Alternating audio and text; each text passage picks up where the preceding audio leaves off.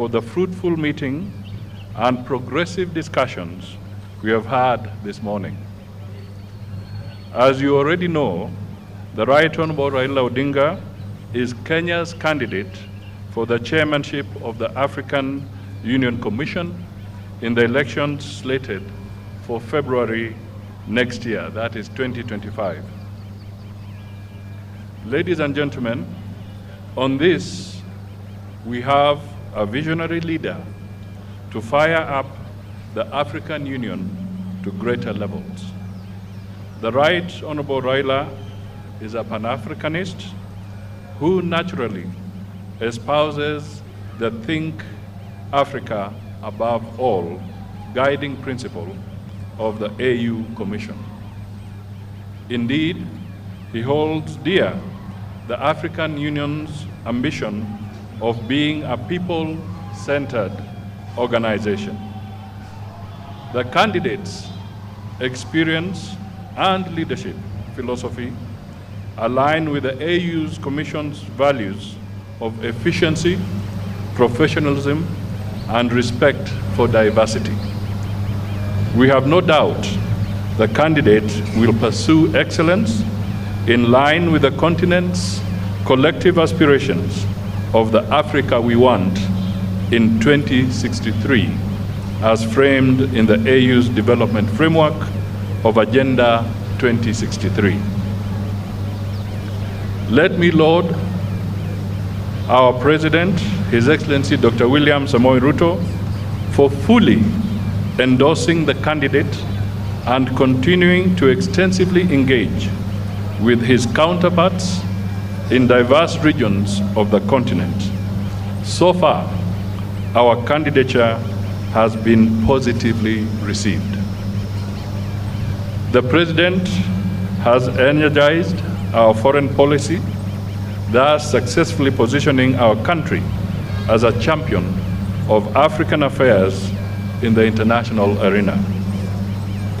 As the Cabinet Secretary for Foreign Affairs, I continue to amplify the President's Track 1 diplomacy by engaging my counterparts across the continent. We do all this for the good of our people, Kenya's national interest, and the prosperity of our continent. Ladies and gentlemen, based on the principle of interregional rotation, this is the time for Eastern Africa to nominate a candidate for the position of African Union Commission chairperson. Therefore, as per the schedule of the AU elections calendar, the deadline for the submission of the regional nominations to the AU Commission is 6th August 2024, 2 months from now. Overall, the campaigns are led by the state with highly experienced and knowledgeable officers. The State Department for Foreign Affairs has established a campaign secretariat which includes the candidate's strategy team. The secretariat will prepare all the briefs for use by the candidate, develop campaign materials, including digital presence, and prepare for the public debate to be broadcast live to African citizens. This will take place 6 months before the election date.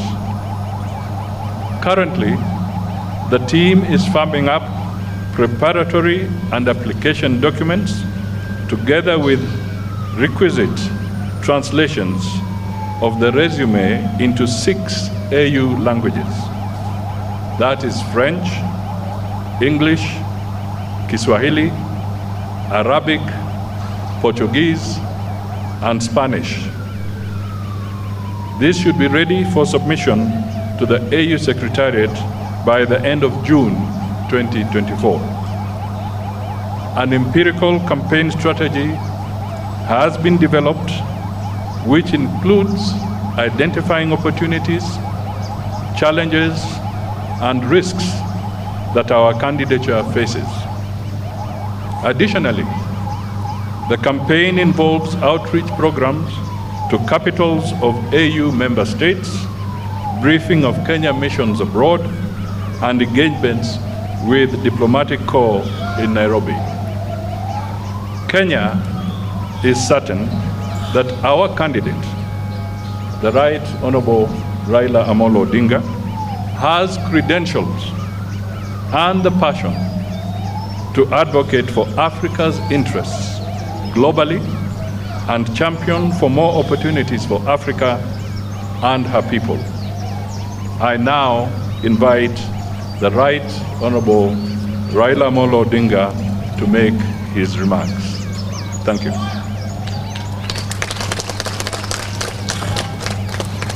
Thank you, Wycliffe.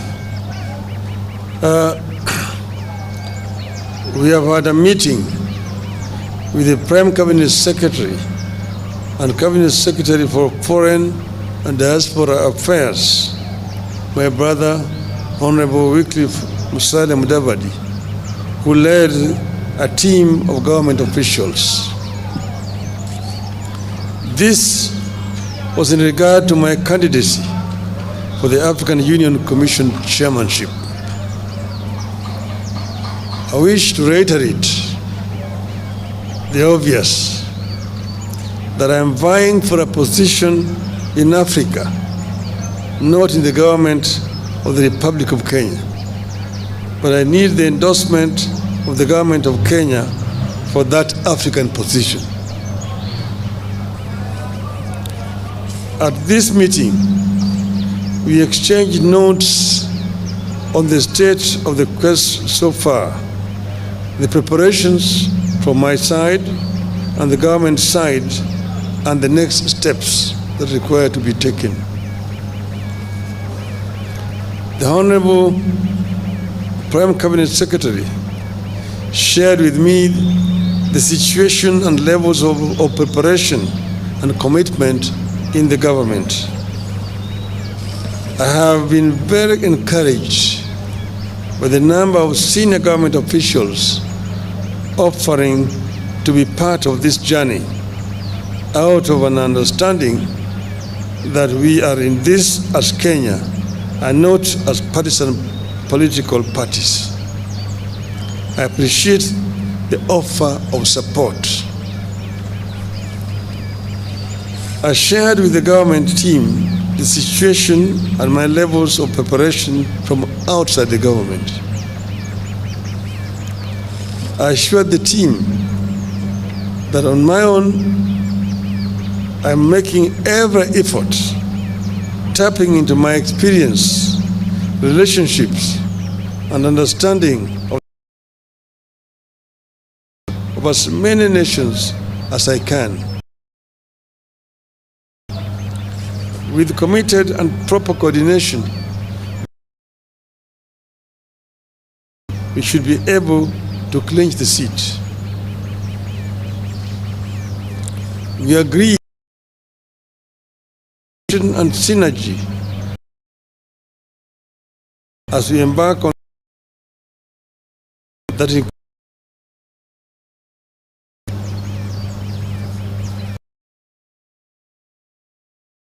on the need for efficiency, the need to cut bureaucracy, and unveil a well-oiled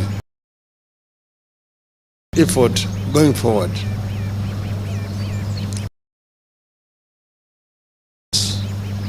Plans emerge and change suddenly, and we need to be able to respond to them as suddenly as they emerge. We also agreed on the need to understand the sensitivities in this quest that include national, regional, continental, and global dimensions to this quest, and therefore the need to always act responsibly, bearing all these sensitivities in mind. Once again, I thank Kenyans and the government for the support, and we promise to keep updating the country on the status of the race. As I conclude, I just want to say that I have been requested by many friends, because many people have been surprised and been wondering how I came to this. Many of my friends from outside Kenya approached me and told me that this position of AU chairmanship is becoming vacant next year. They have looked around the continent and feel that among the people who may offer themselves, you have the best credentials to take this organization forward.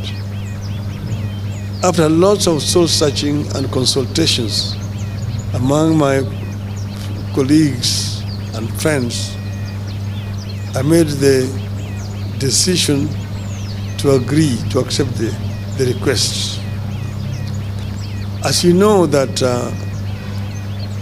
I had been the African Union High Representative on Infrastructure Development for 5 years. That position gave me an inside picture of what is happening in the AU, what the potentialities are in the AU, what are the challenges, and what are the weaknesses that they exist there. I believe that I have sufficient knowledge and experience to be able to move the AU forward. AU is an institution that was founded by the founding fathers of our nation. And their dream was an Africa that was united, an Africa that was cohesive, an Africa that was developed. The development of Africa can only be done by Africans. I am myself a Pan-Africanist and an Afro-optimist. Afro-optimists as opposed to Afro-pessimists. Afro-pessimists are the people who have given hope in Africa, say that Africa is a lost cause, it's a condemned continent. Afro-optimists are those who believe in the ability of the African people to develop Africa. That Africa, the richest continent on the planet Earth in terms of resources, is also the poorest in terms of development. This is the paradox that we want to solve. We want Africans to be able to take charge of Africa. We want to expand the communication and trade among the African people. I was telling my brother here that when I was a student in Europe in the 60s, it was a nightmare to travel across the continent of Africa, of Europe.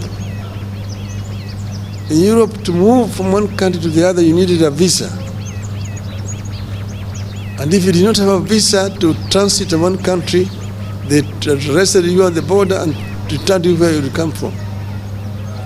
Today, you can travel across the whole of Europe, the Schengen visa. You want to enter somewhere and you can go to all parts of Europe. Yet in Africa, you still have a problem. Aliko Dangote, one of the most prominent African businessmen, was saying just the other day that he needs 35 visas to travel across the continent of Africa. His French counterpart, who is his competitor, does not need, using a French passport. With a Nigerian passport, you need 35 visas to travel on the continent of Africa. You ask yourself why? Why can you not have one African visa? It can be done. We can connect the whole of this continent. And that's why I've been talking of the story of African lion. That the African lion must wake up now and claim the 21st century as the African century. Thank you, ladies and gentlemen.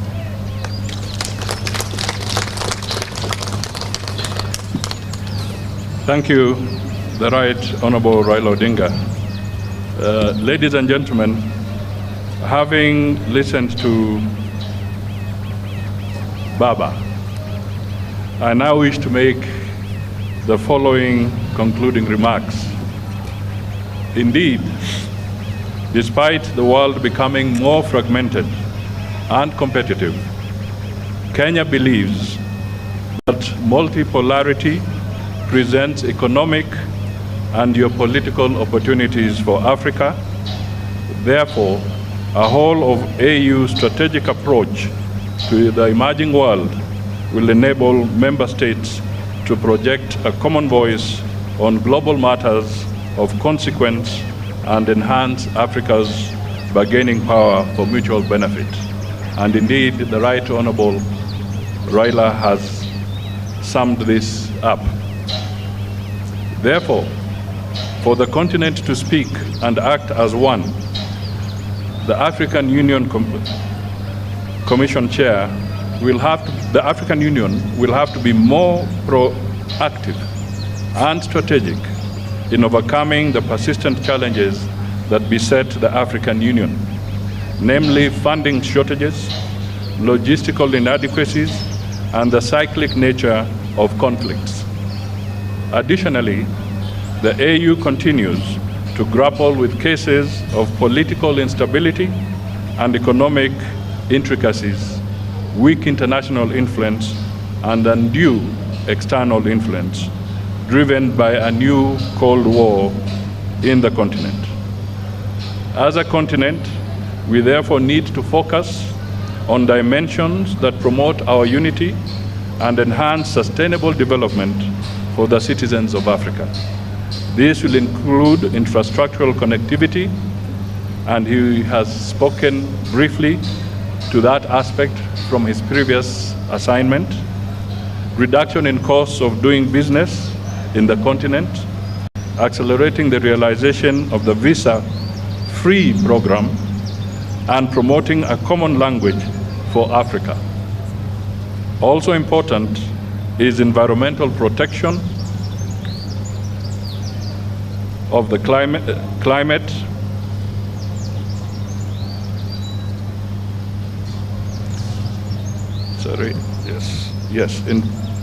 environmental protection of the climate. The continent should work in one voice to campaign for reforms of the international organizations and global financial institutions. The AU should be represented on the strategic international institutions, including membership to co-decision-making organs of the UN. We shall promote functional non-alignment that strategically seeks to establish mutually beneficial relationships globally. I may just want to emphasize here that the chairman of the AU Commission also holds the seat for Africa on the G20 forum. Ladies and gentlemen, the candidate, Honorable Raila Ondinga, is a renowned champion of Think Africa above all. As per the AU values and inherently motivated by the AU vision, an integrated, prosperous, and peaceful Africa driven by its citizens and representing a dynamic force in the global arena. Our continental body should increase Pan-African awareness among a critical mass of citizens and promote the Africanization of our elites to proudly contribute to Africa's development goals and discourses. Kenya therefore envisions an AU that drives the continent beyond silencing the guns to achieving positive peace, sustainable peace, and security for collective prosperity. We have a long experience of supporting the AU and regional bodies, as well as bilateral engagements to foster peace and security regionally and globally. We envisage an AU that will give a greater voice to the continental crisis. that have often become forgotten conflicts as other global crises elsewhere get huge humanitarian and political attention. As a government and a country, we wish the Right Honorable Raila Odinga God's speed in this noble endeavor for the continent. God bless Kenya and God bless Africa. Asanteni sana.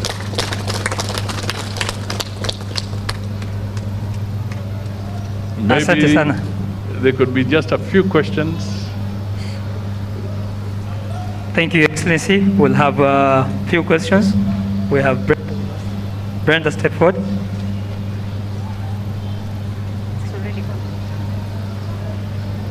Thank you so much. I have a couple of questions that can be answered by both the candidates, Right Honorable Raila Ondinga and... the Saudi? Oh, sorry. I have a couple of questions that could be answered by either the candidate, the Right Honorable Raila Ondinga, or the Prime Cabinet Secretary. You have told us about the benefits that Africa stands to gain from Mr. Raila's candidature. What does Kenya stand to gain strategically for you going for that AU seat? And secondly, the Prime Cabinet Secretary has told us that the President and yourself have been already reaching out to your counterparts from the region and beyond the region, the East African region, trying to get support and push for Mr. Raila's candidature. What is the status of that push? Thank you. My name is Brenda Wanga from Citizen TV.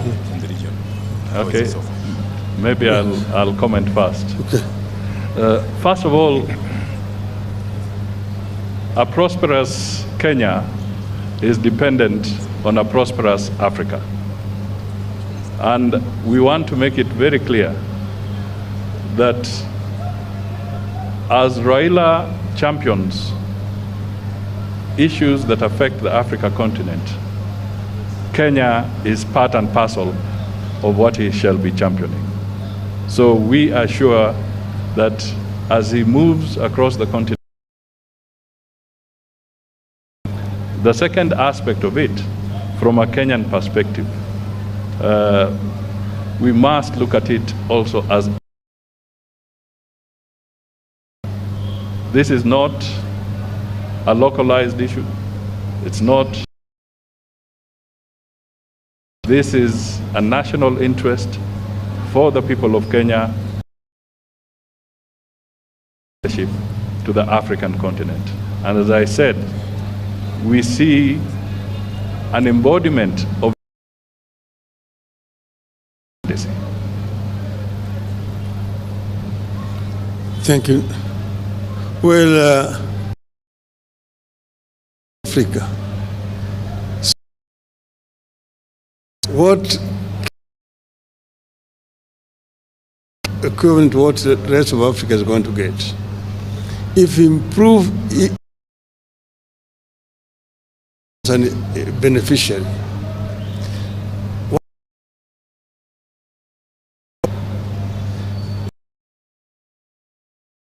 that's only 15%. Inter-European trade stands at 70%. Inter-Asian trade is now even South America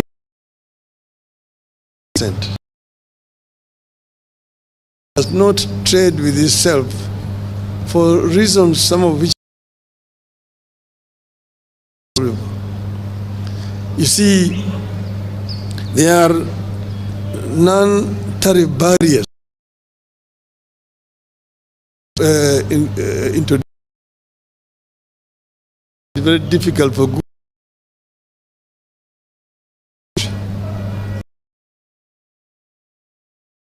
infrastructure challenges that makes it very difficult for Africa to trade with itself. You know, Africa continent now 2 years old, but still very little. So this to as the High Representative, I realized the challenges. Like you've been talking about intra-African highways, the Cape to Cairo, the Dakar to Djibouti, Dakar, Lagos, Lagos, Mombasa, and so on and so forth. We've been talking about the continental high-speed railway network.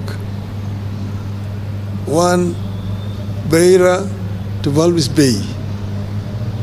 One, the old Benguela line, Lobito to Lubumbashi. The other one is the high-speed railway along the coast from Lagos to Cairo. The other one is our LAPSET, the Lamu Port, South Sudan, Ethiopia Transport Corridor, which as a representative of the AU on infrastructure, we actually extended from Juba through Bangui in Central African Republic to the Port of Cameroon to create a land bridge that links the Atlantic Ocean to the Indian Ocean and opening up the interior of the continent, which are landlocked for trade. See, for example, Kenya grows tea. How does Kenya export its tea to Central African Republic? Between Kenya and Central African Republic, there's only South Sudan. South Sudan is the only country between Kenya and Central African Republic. But how do you take your tea there? There's no infrastructure. You have to find a ship that will go around the Cape, along the western coast, to the Cameroonian port of Douala, and then by road to Bangui. The French are there ahead of you. That's why they drink in Bangui Kenyan tea, christened as English breakfast tea. But with a LAPSET, we can be able to take our goods there. But this infrastructure cannot be developed country by country. You need to have a mechanism at the center that is coordinating funding for this infrastructure. If you want to do the LAPSET, Kenya can only do its part up to the border with South Sudan. Then South Sudan needs to take it from there to the border with Central African Republic. Central African Republic takes it to Cameroon and to reach there. But you need a center to be able to coordinate funding, to mobilize funding for this infrastructure development, which are cutting